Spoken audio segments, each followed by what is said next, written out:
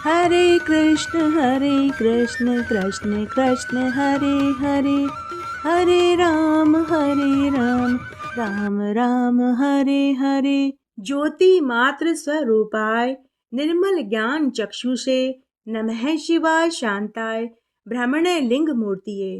अर्थात ज्योति मात्र जिनका स्वरूप है, निर्मल ज्ञान ही जिनके नेत्र हैं, जो लिंग स्वरूप ब्रह्म है, उन परम शांत कल्याण में भगवान शिव को नमस्कार है। राधे राधे, जय श्री कृष्णा दोस्तों। आइए अब हम फाल्गुन मास के महात्म्य का 27वां अध्याय सुनते हैं। मैंने अब तक फाल्गुन मास के 26 अध्याय सुनाए हैं। आशा करती हूँ आपको उन अध्यायों को सुनने का पूरा फल प्राप्त हुआ होगा। इसी शुभकामना को ध्यान में रखते हुए आइए अब हम फाल्गुन मास के 27वें दिन का महात्म्य सुनते हैं। बोलिए भगवान शंकर पार्वती गणेश कार्तिकेय नंदकेसर की जय। मार्कंडेय जी पूछने लगे कि हे भगवान, महादेवी गौरी ने अरुणाचल तीर्थ में किस प्रकार तपस्या करी, यह संपूर्ण महात्म्य मैं आपके मुखारबिंद से सुनना चाहता हूँ। तब नंदकेसर बोले कि हे महामते मार्कंडेय, मुझे जैसा मालूम है मैं तुम्हें वैसा बताता हूँ। तुम सावधान होकर चित्त लगा कर के सुनो। यह तो तुम जानते ही हो कि पूर्व काल में भगवान शिव ने दक्ष कन्या सती के साथ विवाह किया था। सती उन्हें बहुत प्यारी थी। फिर जब उनके पिता दक्ष प्रजापति ने उन्हीं के पति भगवान शंकर से द्रोह किया, तब उन्होंने किस प्रकार क्रोध में आकर योग शक्ति से अपने शरीर का त्याग कर दिया था, यह बात भी तुमने सुनी ही होगी। उस समय भगवान शिव की आज्ञा से वीरभद्र ने जो दक्ष यज्ञ का विध्वंस किया था, वह महान इतिहास भी तुम्हें ज्ञात ही होगा। उसके बाद देवी सती ने पुनः गिरिराज हिमवान के घर में जन्म लिया। उस समय उनका नाम उमा पार्वती पड़ा। कुछ समय के बाद देवी पार्वती स्थाणु वन में भगवान शिव की एकांत सेवा करने लगी, परंतु महादेव जी ने उनकी ओर रुचि नहीं करी और कामदेव को काल अग्नि से भस्म कर दिया। तब अपने प्रियगणों के साथ कहीं एकांत वास करने वाले जितेंद्रिय महादेव जी को गौरी देवी ने वनवासिनी हो तपस्या के द्वारा संतुष्ट किया था। तत्पश्चात उनके साथ विवाह करके महादेव जी ने उमा के साथ एकांत में प्रसन्नता पूर्वक रमण किया। उन्हीं दिनों शुंभ और निशुंभ नाम के दो दैत्यों ने ब्रह्मा जी से यह वरदान प्राप्त कर लिया था कि देवता, दानव और मनुष्यों में से किसी भी पुरुष से उनकी मृत्यु न हो।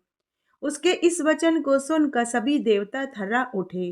तब विष्णु आदि देवताओं ने महादेव जी से प्रार्थना करी। उनकी प्रार्थना को सुनकर महादेव जी बोले कि हे देवताओं, तुम भय मत करो। समय अनुसार ऐसा प्रयत्न किया जाएगा कि जिससे वे दोनों दानव मारे जाएंगे। ऐसा कहकर भगवान शिव ने देवताओं को विदा कर दिया और स्वयं पार्वती देवी के साथ प्रसन्नता पूर्वक रमण करने लगे। पार्वती जी का रंग सांवला था। उन्होंने शंकर जी की प्रसन्नता के लिए अपनी उस काली चमड़ी को उतार कर फेंक दिया। जहां वह चमड़ी फेंकी गई, वहां महाकाली प्रपात नामक उत्तम क्षेत्र बन गया और काली कौशिकी के नाम से प्रसिद्ध हुआ। उसके बाद वे विंध्याचल पर्वत पर रहकर तपस्या करने लगी। वहीं उन्होंने अपने प्रति आसक्त होने वाले शुंभ निशुंभ नामक दोनों महादैत्यों को मार डाला।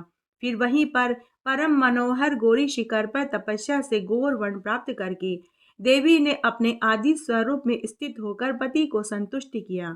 पुनः क्रमशः गर्भवती होकर पार्वती जी ने गणेश तथा 6 मुख वाले सेनानी इन 2 पुत्रों को जन्म दिया। बालकों को बढ़ते हुए देखकर माता पिता के हर्ष की सीमा नहीं थी। पुत्रों के प्रति उनका प्रेम अत्यंत ही पुष्ट हो रहा था। भगवान शिव और पार्वती कभी वीणा बजाते, कभी दिव्य शास्त्रों की चर्चा करते, कभी मैना तो कभी हिमवान इन दोनों दंपति की पूजा करते। इस प्रकार चराचर जगत के माता पिता शिव पार्वती ने मेरु आदि पर्वतों पर निवास करके दीर्घ काल तक एक दूसरे के साथ अत्यंत सुख का अनुभव कर रहे थे। तब एक बार की बात है, गिरिराज कुमारी पार्वती ने अरुणाचल पर्वत के समीप जाकर किसी आश्रम को देखा। वहां कौवे, उल्लू, शूक, बाज, मृग, व्याघ्र, हाथी, सिंह, मोर, सर्प, चूहे, बिल्लियों में परस्पर मित्रता थी तथा वृक्षों के बीच से निकलती हुई पवित्र धूम राशि जहाँ होम किए हुए पुरोडाश की सुगंध फैली हुई थी। उस आश्रम पर एक ऋषि दिखाई दिए जो हाथ के अग्रभाग से रुद्राक्ष की माला हाथ में लेकर जप कर रहे थे। वहां पहुंचकर पार्वती ने तपोधन से पूछा, हे महात्मा, तुम कौन हो तथा ये श्रेष्ठ पर्वत कौन है जहां तुम तपस्या कर रहे हो? तब वे बोले कि हे देवी, यह अरुणाचल पर्वत है जो समस्त पुण्य क्षेत्रों से सम्मानित है। मैं गौतम नामक मुनि हूँ और तपस्या द्वारा भगवान शिव की आराधना कर रहा हूँ। ऐसा कहकर तथा विजया आदि सखियों के मुख से पार्वती जी का परिचय पाकर उन्होंने बड़ी भक्ति से देवी को प्रणाम किया और अपनी पर्णशाला में ले जाकर कंद मूल फल आदि के द्वारा उनका आतिथ्य सत्कार किया। मुनि ने संपूर्ण जगत के मंगल की मूलभूता तपस्या के लिए अनुमति दी और ज्योति स्तंभ के प्रादुर्भाव से लेकर अरुणाचल की समस्त महिमा का यथाशक्ति वर्णन किया। साथ ही यह भी बताया कि मैं यहीं भगवान त्रिलोचन की स्थापना करके पवित्र चित्त से तपस्या के द्वारा यथाशक्ति उनकी आराधना करता हूँ। हे देवी, मेरे आश्रम के समीप यह बड़ा भारी पुण्य क्षेत्र है। यहाँ आश्रम बनाइए और चिरकाल तक तपस्या कीजिए।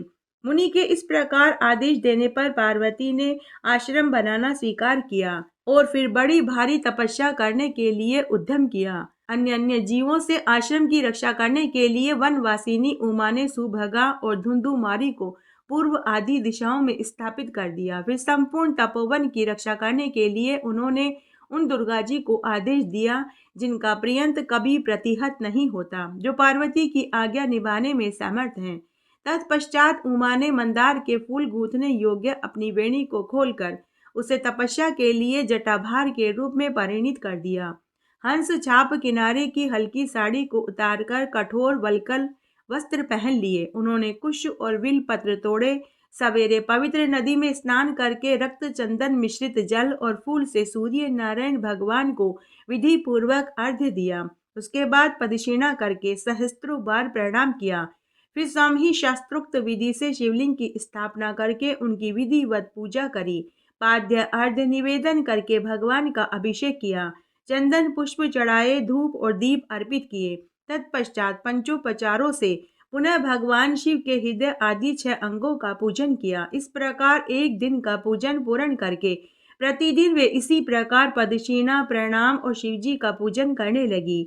शिव शास्त्रों में बताई हुई विधि के अनुसार सौभाग्यदायक द्रव्यों से पूजा के अंत में प्रज्वलित अग्नि के भीतर वे आहुति देती थी। कंद मूल फल समस्त उपचारों का संग्रह करके वे उनके द्वारा अतिथियों का सत्कार करती थी। ग्रीष्म ऋतु में 5 प्रदीप्त अग्नियों के मध्य अंगूठे के बल पर खड़ी रहती थी। सर्दी में सरोवर के भीतर खड़ी होती थी। चंद्रमा की सुधामयी किरणों से पुष्ट होती थी। वर्षा की रात्रियों में अंधकार के भीतर स्थिर भाव से खड़ी हुई पार्वती ऐसी दिखाई देती थी मानो वर्षा की धाराओं और बादलों के साथ बिजली प्रकाशित हो रही हो। अपने मनोरथ की सिद्धि के लिए वे सखियों के साथ अरुणाचल की प्रदक्षिणा करती थी। पंचा अक्षर का जाप, शिवजी के स्रोतों का पाठ और मन के द्वारा अरुणाचल पर्वत रूपी महादेव जी का ध्यान तथा साष्टांग प्रणाम करना उनका नित्य का नियम बन गया था। इस प्रकार उन्होंने दीर्घकाल तक तपस्या करी। इसी बीच में देवताओं की अवहेलना तथा इंद्र के वैभव का विध्वंस करने वाले महिषासुर ने कहीं से यह सुना कि अरुणाचल प्रदेश में पार्वती जी रहती है। उन्हें देखने के लिए किसी दूत को भेजा। वह वरदान के प्रभाव से संपूर्ण शस्त्रों द्वारा अवध्य हो गया था। वह पापी धर्म मार्ग का नाशक तथा मुनि पत्नियों को कलंकित करने वाला था। बल पुलोमा नमुची वत्रासुर से भी अधिक बल था। उसकी भेजी हुई दूती तपस्वनी का रूप धारण करके पार्वती के पास आई और सखियों के सामने अनुनय विनय के साथ इस प्रकार बोली कि हे सुंदरी, तुम इस भयंकर स्थान में क्यों निवास करती हो? तुम्हें यहाँ देखकर मुझे बहुत दुख हो रहा है। तुम तो मनोहर अंतःपुर के महलों में विहार करने योग्य हो। तुमने अपने चित्त को भोगों की ओर से क्यों हटा लिया और क्यों इतनी कठोर तपस्या में लगी हो, जो देवताओं के लिए भी दुष्कर है? भाग्यवश तपस्वी शिव की पूजा तो तुमने पहले ही कर ली थी। तुम्हारे योग्य देवताओं में दूसरा कोई नहीं, किंतु इस त्रिभुवन के स्वामी दानवराज महिषासुर अवश्य तुम्हारे योग्य हैं। हे सुब्रू, यदि तुम उन्हें देख लोगी तो क्षण भर में इस तपस्या को त्याग दोगी। वे सबके स्वामी महाराज महिषासुर तुम्हें यहाँ आई हुई सुनकर काम वेदना से व्याकुल हो रहे हैं। उन्होंने तुम्हें बुलाने के लिए मुझे दूती बनाकर भेजा है। इस प्रकार वह दूती जब अत्यंत विरुद्ध और अनाप शनाप वाक्य बोलने लगी, तब देवी पार्वती की मानसिक अवस्था को जानकर उनकी सखी विजया ने उसे आश्रम के बाहर निकाल दिया। तब उसने अपना दैत्य रूप प्रकट करके अत्यंत रोष के साथ पार्वती को ले जाने की प्रतिज्ञा करी और घर जाकर महिषासुर को सब समाचार से अवगत करवाया। वह भी वहां की सारी बातें सुनकर क्रोध से जल उठा और अत्यंत लाल आंखें करके करोड़ों दैत्यों के साथ पार्वती देवी को पकड़कर ले जाने लगा। रथ, हाथी, घोड़े, पैदल इस चतुर्गनी सेना के द्वारा उसने पृथ्वी को और रथ के ध्वजों से आकाश को आच्छादित कर दिया था। दैत्यों के पदाघात से पृथ्वी फटने लगी। कराल, दुर्धर, विचष्णु, विकराल, वाष्कल, दुर्मुखी, चंड, प्रचंड, अमरासुर, महाहनु, महामोली, उग्रासवी, विकटेक्षण, ज्वालाशय और दहन, ये सेनापति भी युद्ध के लिए प्रस्थान कर चुके थे। यह कोलाहल सुनकर पार्वती देवी ने अपनी तपस्या में विघ्न पड़ने की आशंका से दुर्गा देवी को दैत्यों के संहार का आदेश दिया। दुर्गा देवी अरुणाचल की एकांत गुफा में सिंह पर आरूढ़ हुई और अपने हाथों में अस्त्र शस्त्र धारण करके कालिका की भांति पृथ्वी पर आई। उन्होंने मेघ की गंभीर गर्जना के साथ बड़ा भयंकर सिंहनाद किया। पार्वती का प्रिय और दैत्यों का संहार करने के लिए दुर्गा देवी के अंगों से योगिनियों की मंडली तथा सहस्त्रों रोष में भरी हुई मातृकाएं प्रकट हुई। उन सबकी कांति कमल के समान थी। उन्होंने व्याघ्र पर सवार हो रण के लिए प्रस्थान किया। उसके साथ घर घर शब्द करने वाले बहुत से गण, अस्त्र शस्त्र धारण करने वाली करोड़ों मातृकाएं चल रही थी। चंद्रमा के समान गौर वर्ण वाली उन मातृकाओं ने आश्रम के बाहर पहुंचकर हठपूर्वक 64 करोड़ दैत्यों को घेर लिया। तदनंतर योगिनी मंडल तथा दानव सेना में परस्पर घोर युद्ध होने लगा, जो समस्त प्राणियों के लिए भी भयंकर था। योगिनियों के छोड़े हुए बाणों से दैत्यों के मस्तक कट कट कर पृथ्वी को इस प्रकार आच्छादित करने लगे मानो वे स्थल से ही उत्पन्न हुए हों। थोड़ी ही देर में रक्त की नदियां बहने लगी। कुछ दैत्य डंडों से, कुछ शूलों से, कुछ शक्तियों से, कुछ व्रजों से, तो कुछ योगिनियों की तलवारों से मौत के घाट उतरने लगे। इस प्रकार मारे हुए दानवेश्वर बिना सेनापति के सैनिकों की भांति सर्वदा नष्ट हो गए। चामुंडा ने चक्र के अग्रभाग से चंडमुंड के मस्तक काट डाले। इन्हीं दोनों का संहार करने से इनका नाम चामुंडा देवी पड़ा। तब महिषासुर ने क्रोध में भरकर युद्ध करने के लिए देवी पर आक्रमण किया। उस समय प्रचंड, चामर, महामोली, महाहनु, उग्राक्ष, ज्वालस्य तथा दहन भी उनके पीछे पीछे चल रहे थे। ठीक वैसे ही जैसे कालनेमी आदि असुर विप्रचिति के पीछे चलते हैं। वे सभी टोप धारण किए हुए रथ पर बैठे, तरकस बांधे, धनुष हाथ में लिए युद्ध भूमि में पहुंचे। दैत्य बाणों की वर्षा करते हुए मातृमंडल की ओर दौड़े। उस समय वे मातृकाएं देवी की इस प्रकार स्तुति करने लगी कि हे देवी, आप ही ब्रह्मा की सृष्टि शक्ति हैं, विष्णु की पालन शक्ति, रुद्र की संहार शक्ति कही जाती हैं। आप ही यशोदा और नंद से उत्पन्न हुई देवी हैं, जो एका अनंशा के नाम से प्रसिद्ध हैं। आप ही कंस आदि असुरों का संहार करने के कार्य में भगवान विष्णु की सहायता करती हैं। हे देवी, हे दुर्गे, आप ही महामाया, लक्ष्मी, सरस्वती और पार्वती जी हैं। इन स्रोत से संतुष्ट होकर दुर्गा देवी ने मातृकाओं को अभय दान दिया और सब महिषासुर से युद्ध करने के लिए निकल पड़ी। उन्होंने हल्के अग्रभाग से प्रचंड को, भिंदीपाल से चामर को, छुरी से महामोली को, कृपाण से महाहनु को, कुठार से उग्र वक्र को, शक्ति से विकटाक्ष को, मुदगर से ज्वालामुखी को, मूसल से दहन को मार गिराया। फिर महिषासुर के सामने स्वयं रोष पूर्वक युद्ध करती हुई देवी ने बड़ा भयंकर सिंहनाद किया। उस समय वे मन ही मन प्रसन्न हो रही थी। देवी का सिंहनाद सुनकर महिषासुर को बड़ा क्रोध आया। उसने बाणों से दुर्गा जी के तालूर और नेत्रों पर प्रहार किया। तब देवी दुर्गा ने कुपित होकर उस असुरेश्वर की दोनों बाएं छाती, मुख में जलती हुई धार वाले बाणों से प्रहार किया। यह देखकर दैत्य 3 बाणों से दुर्गा के मुख को बींध डाला। 5-5 बाणों से उनकी भुजाओं में, 2 बाणों से दोनों नेत्रों में आघात किया। फिर दुर्गा ने भी 1 बाण से दैत्य के सारथी को और 8 बाणों से घोड़ों को मार डाला। 3 बाणों से उसके धनुष को, 4 सहायकों से रथ की ध्वजा को काट डाला। तब दैत्य राज महिषासुर ने पैदल होकर दुर्गा जी के ऊपर सब ओर से प्रज्वलित एक शतग्नि चलाई, जो काल दंड के समान थी। देवता हाहाकार कर उठे, मातृकाएं भाग खड़ी हुई, परंतु माँ दुर्गा ने अपनी ओर आती हुई उन शतघ्नी को लीला पूर्वक पकड़ लिया। तब प्रलयकालीन मेघ का समान महिषासुर ने एक के बाद एक करके धनुष, पाश, भुषुंडी, तलवार, कील, शक्ति, गदा, चक्र, तोमर, फलक, अंकुश, फरसा, भिंदीपाल, पट्टिश, दंड आदि अस्त्र शस्त्रों की वर्षा कर दी।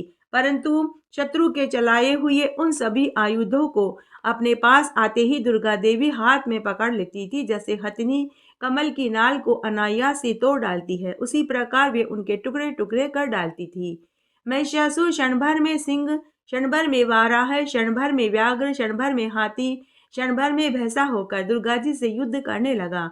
उसने अत्यंत रोष में भरकर अपने तीखे सींगों से दुर्गा देवी और उनके सिंह को बार बार घायल करना चाहा। एक क्षण में आकाश में चला जाता तो एक क्षण में वह पृथ्वी पर उतर आता था। उस मृग परिवार को न मारकर शिकारी ने अपने कठोर हृदय को जीव हिंसा से सदा सदा के लिए हटा लिया। असली रूप में देवी के सामने प्रकट हो गया। तब दुर्गा ने तलवार से ही उसके मस्तक को काट डाला और उस कटे हुए मस्तक को हाथ में लेकर वे रणभूमि में नृत्य करने लगी। इस प्रकार दुर्गा देवी के द्वारा समस्त भुवनों के कंटक रूप महिषासुर के मारे जाने पर देवता हर्ष से नाचने गाने लगे। महर्षि अत्यंत प्रसन्न हुए। मेघों ने दिव्य पुष्पों की वर्षा करी। बोलिए भगवान शंकर माता पार्वती जी की जय। मथुरापुरी में दाशारह नाम से विख्यात एक राजा थे, जो यदुकुल में श्रेष्ठ, बुद्धिमान और अत्यंत ही उत्साही तथा महान बलवान थे। वे शास्त्रों के ज्ञाता, नीति युक्त वचन बोलने वाले, शूरवीर, धैर्यवान और परम कांतिमान थे। अनेक शास्त्रों के तात्पर्यों को जानने में राजा ने कुशलता प्राप्त कर रखी थी। वे उदार, रूपवान, तरुण और शुभ लक्षणों से युक्त थे। उन्होंने काशी राज की पुत्री कलावती के साथ विवाह किया था। ब्याह करके घर आने पर रात्रि में पलंग पर बैठी हुई अपनी स्त्री को राजा ने अपने पास बुलाया। पति के बुलाने पर भी वे उनके समीप नहीं गई। तब राजा उसे बलपूर्वक अपनी शैया पर लेकर आए। यह देख रानी ने कहा कि हे महाराज, मैं कारण का ज्ञान रखने वाली तथा व्रत में तत्पर हूँ, मेरा स्पर्श मत कीजिए। आप तो धर्म अधर्म को जानते हैं, अतः मेरे ऊपर बल प्रयोग मत कीजिए। पति पत्नी में प्रेम पूर्वक समागम होता है तो वही एक दूसरे को प्रसन्नता देता है। बलपूर्वक स्त्रियों का संभोग करने से पुरुष को प्रसन्नता प्राप्त नहीं होती।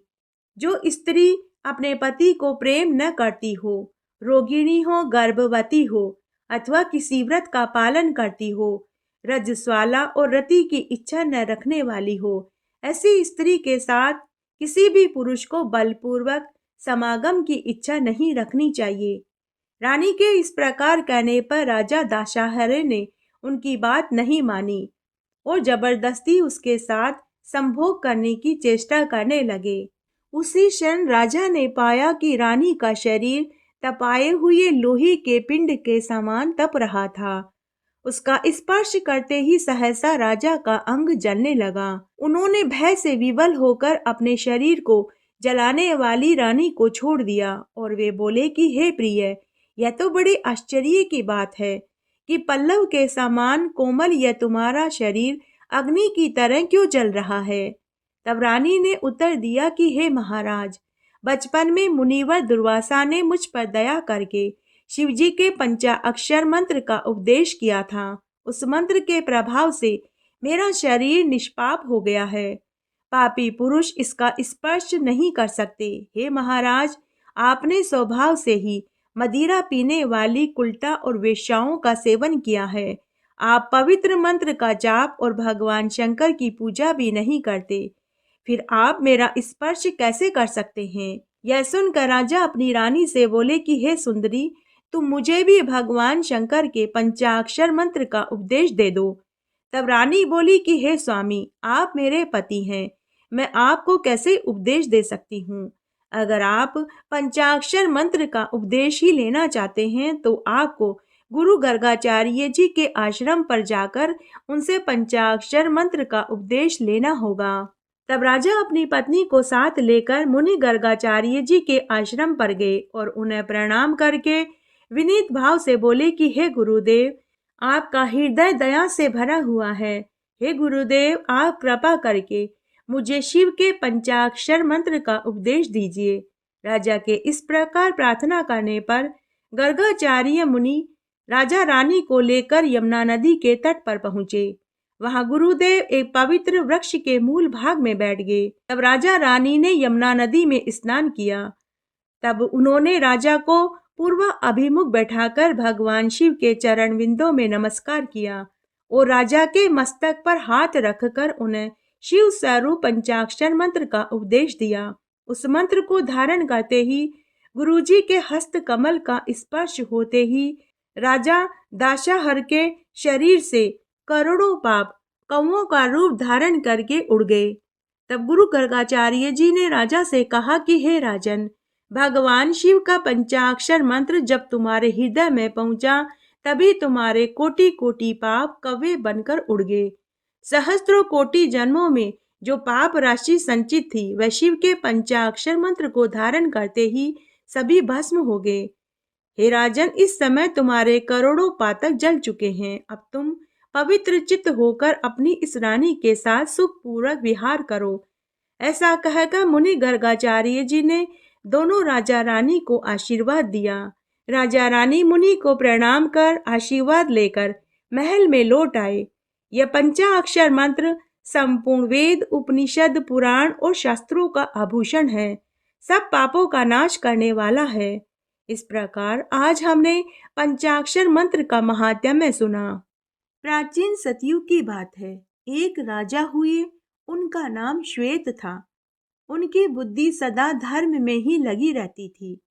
वे सत्यवादी, शूरवीर व निरंतर शिवजी की पूजा, भक्ति व भजन में संलग्न रहते थे। वे प्रत्येक एकादशी का उपवास करते। उस दिन शिव मंदिर में रात्रि जागरण करते। भगवान की भक्ति और पूजन करते हुए उनकी पूरी आयु बीत गई।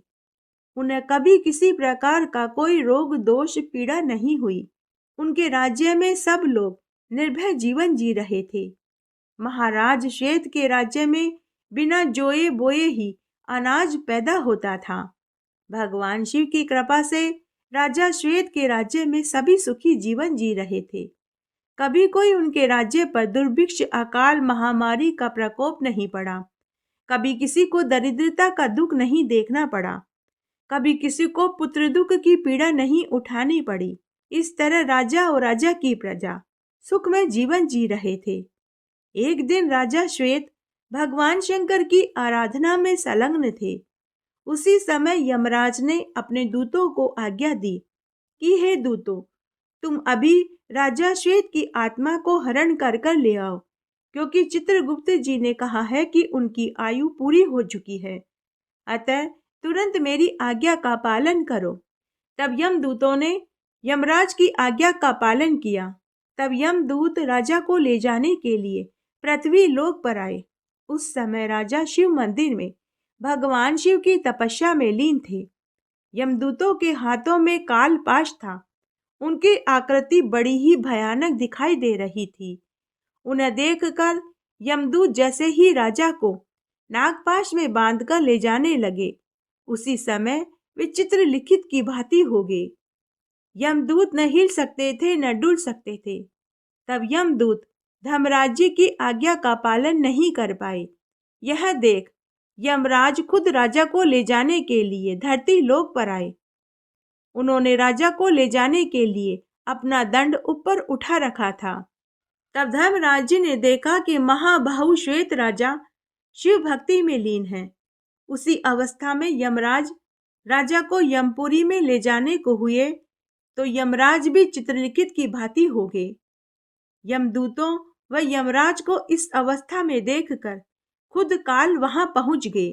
तब काल ने देखा कि शिव मंदिर के बाहर यमदूत व यमराज चित्रलिखित की भांति खड़े थे। तब काल ने धर्मराज जी से पूछा कि हे धर्मराज जी, क्या कारण है कि तुम अभी तक राजा को यमपुरी में नहीं ले जा पाए? तुम्हारे दूत और तुम मुझे डरे डरे से प्रतीत हो रहे हो। तब धर्मराज जी ने काल से कहा कि यह राजा शिव भक्त है। त्रिशूलधारी महादेव जी के भय से हम यहाँ चित्रलिखित पुतलों की भांति खड़े हैं। यमराज की बात सुनकर काल क्रोधित हो गया और राजा को मारने के लिए जैसे ही काल ने तलवार उठाई, त्यों ही भक्त वत्सल महादेव जी ने अपने भक्त की रक्षा हेतु तीसरा नेत्र खोलकर काल की ओर देखा, जिससे काल जलकर भस्म हो गया। उसके कुछ देर बाद जब राजा श्वेत समाधि से उठे तो उन्होंने अपने सामने कालदेव को भस्म होते देखा। तो वे भगवान शिव से प्रार्थना करने लगे कि हे प्रभु, यह कौन है और क्यों भस्म हो रहा है? इसने किसका क्या बिगाड़ा है? ऐसा कहकर राजा श्वेत विलाप करने लगे। राजा श्वेत का विलाप सुनकर लोक कल्याणकारी शिव ने कहा कि हे राजन, यह काल है, यह तुम्हें मारने आया था। तब राजा श्वेत ने कहा कि हे प्रभु, काल आपकी आज्ञा शिरोधार्य करके लोक में सबको नियंत्रण में रखता है। इसके डर से यह संसार पुण्य धर्म कर्म करती है, इसलिए आप कृपा करके इसे जीवन दान दे दीजिए। तब शिवजी ने काल को पुनः जीवित कर दिया। थोड़ी देर बाद जब काल की चेतना लौटी तो काल महादेव जी की स्तुति करने लगा। उसके बाद काल ने राजा श्वेत से कहा कि हे राजन, संपूर्ण मनुष्यों में तुमसे बढ़कर और कोई नहीं, क्योंकि तुमने काल को भी जीत लिया है। हे राजन, आज मैं तुम्हारा अनुगामी हो गया हूँ। इस तरह काल राजा श्वेत से रक्षित होकर भगवान शिव की कृपा को प्राप्त करी। उसके बाद काल और यमराज ने यमदूतों से कहा कि हे यमदूतों, संसार में जो लोग शिव पूजन करते हो, मस्तक पर त्रिपुंड लगाते हो, गले में रुद्राक्ष की माला पहनते हो, नमः शिवाय इस पंचाक्षर मंत्र का जाप करते हो, तुम उन्हें लेकर कभी नरक में मत आना। उसके बाद राजा श्वेत मरने के बाद भगवान शिव के सायुज्य लोक को प्राप्त हुए। आइए महाशिवरात्रि व्रत की 5वीं अंतिम पावन पुण्य फल देने वाली कथा का श्रवण करते हैं। सूत जी कहते हैं कि फाल्गुन मास में कृष्ण पक्ष की चतुर्दशी का उपवास अत्यंत ही दुर्लभ है। उसमें भी महाशिवरात्रि में जागरण करना तो मनुष्य के लिए और भी दुर्लभ है। उससे भी दुर्लभ है शिवलिंग का दर्शन करना तथा परमेश्वर शिव के पूजन को तो मैं और भी दुर्लभ मानता हूँ। 100 करोड़ जन्मों में उत्पन्न हुए पुण्य राशि के प्रभाव से कभी भगवान शंकर के वीलपत्र से पूजा करने का अवसर प्राप्त होता है। 10,000 वर्षों तक जिसने गंगा जी के जल में स्नान किया हो, उसको जो फल मिलता है वही फल मनुष्य एक बार विलपत्र से भगवान शंकर की पूजा करके ही प्राप्त कर लेता है। प्रत्येक युग में जो जो पुण्य इस संसार में लुप्त हुए हैं, वे सभी फाल्गुन कृष्ण चतुर्दशी में पूर्णतः विद्यमान रहते हैं। लोक में ब्रह्मा आदि देवता, वशिष्ठ आदि मुनि फाल्गुन कृष्ण चतुर्दशी की भूरी भूरी प्रशंसा करते हैं। इस शिवरात्रि को यदि किसी ने उपवास किया हो तो उसे 100 यज्ञों से भी अधिक पुण्य फल प्राप्त होता है।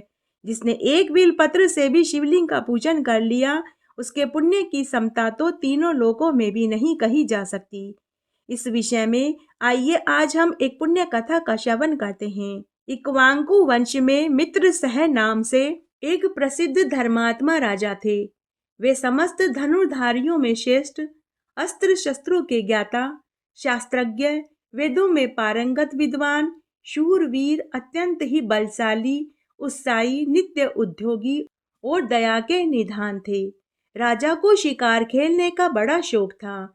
एक दिन उन्होंने अपनी बहुत बड़ी सेना साथ लेकर एक वन में प्रवेश किया। वहां बहुत से व्याघ्र, जंगली सुअर और सिंहों को अपने बाणों से बींध डाला। राजा मित्र सह रथ पर सवार हो कवच से सुरक्षित होकर वन में विचरण कर रहे थे। उसी समय उन्होंने अग्नि के समान आकृति वाले एक निशाचर को मार डाला। उसका छोटा भाई दूर खड़ा यह सब कुछ देख रहा था। बड़े भाई को मारा गया हुआ देखकर उसने मन ही मन इस प्रकार विचार किया, यह राजा बड़ा ही निर्दयी है, इसे छल से ही जीतना होगा। ऐसा निश्चय करके वह पापात्मा राक्षस मनुष्य के समान आकृति बनाकर राजा के समीप पहुंच गया और राजा से काम मांगने लगा। राजा ने सेवा करने के लिए विनीत भाव से आए हुए उस पुरुष को देखकर अज्ञानतावश उसे रसोई घर का अध्यक्ष नियुक्त कर दिया। राजा मित्रसह की पत्नी मदयंती बड़ी ही सती वाली महिला थी। वह नल की स्त्री दमयंती के समान बड़ी ही पतिव्रता थी। एक दिन राजा मित्रसह ने श्राद्ध के लिए मुनि वशिष्ठ को भोजन के लिए घर पर आमंत्रित किया। उस समय रसोइये के रूप में राक्षस ने साग में मनुष्य का मांस मिला दिया और वही साग मुनि वशिष्ठ के आगे परोस दिया। भोजन के थाल को देखकर मुनि वशिष्ठ राजा से बोले कि हे राजन, तुझे धिक्कार है, धिक्कार है। तू इतना दुष्ट और छली है कि मेरे आगे तूने मनुष्य का मांस परोस दिया। इस पाप के कारण तू राक्षस हो जा। तब राजा ने मुनि वशिष्ठ से माफी मांगी कि हे मुनिवर, मुझे इस बारे में कोई ज्ञान नहीं। तब मुनि ने अपने अंतर्चक्षु से पता लगा लिया कि यह सारी करतूत राक्षस की है। तब मुनि ने अपने शाप को 12 वर्ष की अवधि में सीमित कर दिया। यह देख राजा मुनि के ऊपर कुपित होकर बोले कि हे मुनिवर, यह करतूत मेरी नहीं थी। मुझे इस विषय में कोई जानकारी नहीं थी।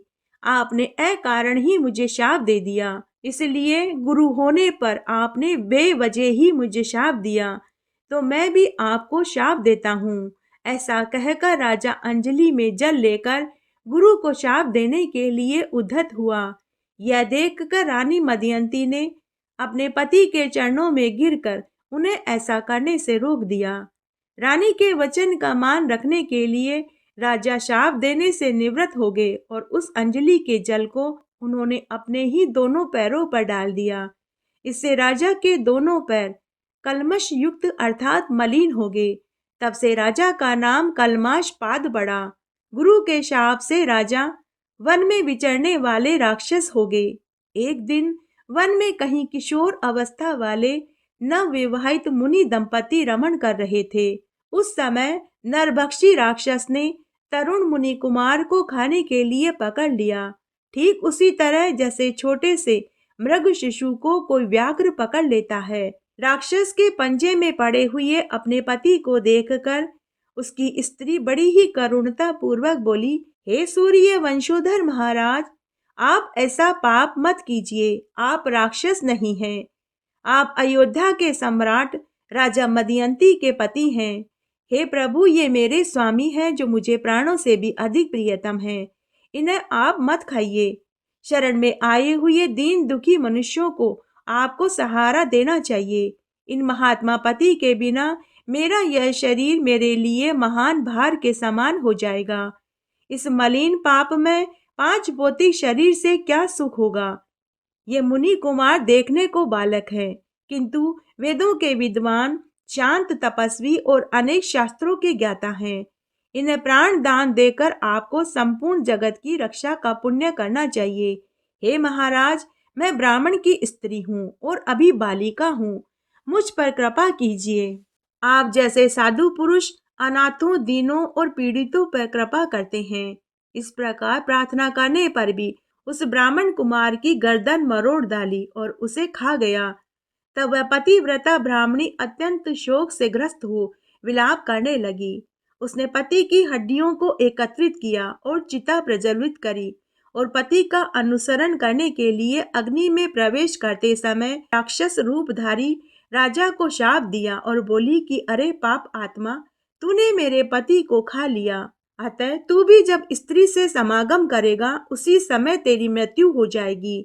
ऐसा कहकर वह पतिव्रता स्त्री चिता की अग्नि में प्रवेश कर गई। इस तरह समय बीतने लगा। गुरु के शाप के 12 वर्ष की अवधि समाप्त होने पर राजा पुनः अपने पुराने रूप को प्राप्त हो गया और प्रसन्नता पूर्वक महल में लौट आया। रानी मदयंती उस पतिव्रता ब्राह्मणी के शाप को जानती थी, इसलिए वैधव्य से डरकर उन्होंने रति की इच्छा वाले पति को अपने पास आने से इनकार कर दिया। राजा मित्र सह राज्य के सुख भोग से विरक्त हो गए और संपूर्ण लक्ष्मी का परित्याग करके पुनः वन में चले गए। राज्य छोड़कर संपूर्ण पृथ्वी पर विचरते हुए राजा ने अपने पीछे पीछे आती हुई एक भयंकर रूप वाली पिशाचिनी को देखा। वह ब्रह्म हत्या थी। श्रेष्ठ मुनियों के उपदेश से राजा ने उस ब्रह्म हत्या को पहचान लिया। उसके निवारण के लिए विरक्त चित्त वाले राजा ने अनेक वर्षों तक बहुत से क्षेत्रों में विचरण किया। फिर भी जब ब्रह्म हत्या निवृत्त नहीं हुई तब वे मिथिला में आए। उसी समय उधर आते हुए निर्मल अंतःकरण वाले गौतम मुनि को उन्होंने देखा। उनके समीप जाकर उन्हें प्रणाम किया। तब मुनि श्रेष्ठ गौतम ने राजा को आशीर्वाद देकर मंद मंद मुस्कुराते हुए कहा कि हे राजन, तुम कुशल से तो हो? तुम्हारे राज्य में कोई विघ्न बाधा तो नहीं? तब राजा ने कहा कि हे मुनिवर, आपकी कृपा से हम सब लोग कुशल से हैं, परंतु यह भयंकर रूप वाली पिशाची हमें बड़ा दुख देती है। शापग्रस्त होकर हमने जो दुर्लभ पाप कर डाला है उसकी शांति सहस्त्रों प्रायश्चित से भी नहीं हो सकती। आप प्रेम पूर्वक उपदेश करके मेरे चित्त को आनंदित कीजिए। हे मुनिवर, आज अपने चरण कमलों की शरण में आए हुए मुझ पापी का उद्धार कीजिए। तब गौतम मुनि बोले कि हे राजन, तुम्हें साधुवाद है। अब अपने महान पापों से होने वाले भय को त्याग दो। जब भगवान शंकर रक्षा करने वाले हैं तब उनकी शरण में आए हुए भक्तों को कहां से भय हो सकता है। गोकर्ण नामक मनोरम क्षेत्र महापातकों का संहार करने वाला है। वहां बड़े से बड़े पाप भी नहीं टिक सकते। गोकर्ण क्षेत्र में विद्यमान भगवान शिव स्मरण करने मात्र से ही समस्त पापों का नाश हो जाता है। जैसे कैलाश और मंदराचल के शिखर पर भगवान शिव का निश्चित निवास है, उसी प्रकार गोकर्ण मंडल भी है। वहां महादेव जी महाबल नाम से निवास करते हैं। रावण नामक राक्षस ने घोर तपस्या करके जिस शिवलिंग को प्राप्त किया था उसी को गणेश जी ने गोकर्ण क्षेत्र में स्थापित किया है। सनक सनंदन आदि महात्मा तथा मृग चर्म में वस्त्र धारण करने वाले साध्य मुनिगण वहां बैठकर भगवान शिव की उपासना करते हैं। दंडी मुंडी स्नातक ब्रह्मचारी तब से समस्त पातकों को जला डालने वाले महात्मा भी देवादिदेव शिव की उत्तम भक्ति से उपासना करते हैं। इस ब्रह्मांड मंडल में गोकर्ण के समान दूसरा और कोई पवित्र क्षेत्र नहीं। वहां महात्मा अगस्त्य मुनि ने घोर तपस्या करी थी। इस तीर्थ में संपूर्ण देवताओं का स्थान है। देवादिदेव भगवान विष्णु, परमेष्टि ब्रह्मा, वीरवर कार्तिकेय और गणेश जी के स्थान है। गोकर्ण तीर्थ में कोटि कोटि शिवलिंग विद्यमान है। वहां पग पग पर असंख्य तीर्थ मौजूद हैं। सतयुग में महाबल नामक भगवान शिव श्वेत वर्ण के होते हैं। त्रेता में उनका रंग लाल होता है। द्वापर में पीत वर्ण के और कलयुग में श्याम वर्ण के हो जाएंगे। महाबल शिव भयंकर कलयुग प्राप्त होने पर कोमल भाव को प्राप्त होंगे। परम उत्तम गोकर्ण क्षेत्र पश्चिम समुद्र के तट पर है। वह ब्रह्महत्या आदि पापों को भस्म कर डालता है। ओम जय शिव ओंकारा, स्वामी हर शिव ओंकारा, ब्रह्मा विष्णु सदा शिव, बोले भोलेनाथ सदा शिव, अर्धांगी धारा। ओम हरे हरे हरे महादेव, एकानन चतुरानन, पंचानन राजे शिव, पंचानन राजे। हंसासन गरुड़ासन, हंसासन गरुड़ासन, वृषवाहन साजे। ओम हर हर हर महादेव। दो भुज चार चतुर्भुज, 10 भुज अति सोवे शिव, 10 भुज अति सोवे। तीनों रूप निरखता, त्रिभुवन जन मोहे। ओम हर हर हर महादेव। अक्षमाला वनमाला, मुंडमाला धारी शिव, मुंडमाला धारी। त्रिपुरारी मुरारी, कर कमलाधारी। ओम हरे हरे हरे महादेव। श्वेतांबर पीतांबर, बाधांबर अंगे शिव, बाधांबर अंगे। सनकादिक गरुड़ादिक, भूतादिक संगे। ओम हरे हरे हरे महादेव। करके मदक मंडल, चक्र त्रिशूल धरता शिव, चक्र त्रिशूल धरता। सुख करता दुख हरता, जग पालन करता। ओम हरे हरे हरे महादेव। ब्रह्मा विष्णु सदा शिव, जानत अविवेका शिव, जानत अविवेका। मधु के टब दो मारे, सुर बहीन करे। ओम हर हर हर महादेव। लक्ष्मी वर सावित्री पार्वती संगे शिव पार्वती संगे अर्धांगी गायत्री सिर सोहे गांगे। ओम हर हर हर महादेव। काशी में विश्वनाथ विराजे नंदो ब्रह्मचारी शिव नंदो ब्रह्मचारी। नितुट दर्शन पाऊं नितुट भोग लगाऊं महिमाति भारी। ओम हर हर हर महादेव। पर्वत सोहे पार्वती शंकर के लासा शिव शंकर के लासा। बांग धतूर का भोजन भस्मी में वासा। ओम हर हर हर महादेव। जटा में गंग बहत है गल मुंडल माला शिव गल मुंडल माला। शेष नाग लिपटावे ओढ़त मृग छाला। ओम हर हर हर महादेव। 64 योगिनी गावत न्यत करत भेरू शिव न्यत करत भेरू। बाजत ढोल नगाड़ा बाजत ढोल नगाड़ा अर बाजत डमरू। ओम हर हर हर महादेव। त्रिगुण स्वामी जी की आरती जो कोई नर गावे शिव जो कोई नर गावे। कहत शिवानंद स्वामी मन वांछित फल पावे। ओम हर हर हर महादेव। ओम जय शिव ओंकारा स्वामी हर शिव ओंकारा। ब्रह्मा विष्णु सदा शिव बोले भोलेनाथ सदा शिव अर्धांगी धारा। ओम हर हर हर महादेव। इस तरह आज हमने फाल्गुन मास का 27वें दिन का महात्म्य सुना। आशा करती हूँ आपको इस महात्म्य कथा और आरती को सुनने का संपूर्ण फल प्राप्त होगा। मेरे साथ बने रहने के लिए आपका धन्यवाद। आगे आने वाली कथा कहानी के लिए भी आप इसी तरह मेरे साथ बने रहें। धन्यवाद।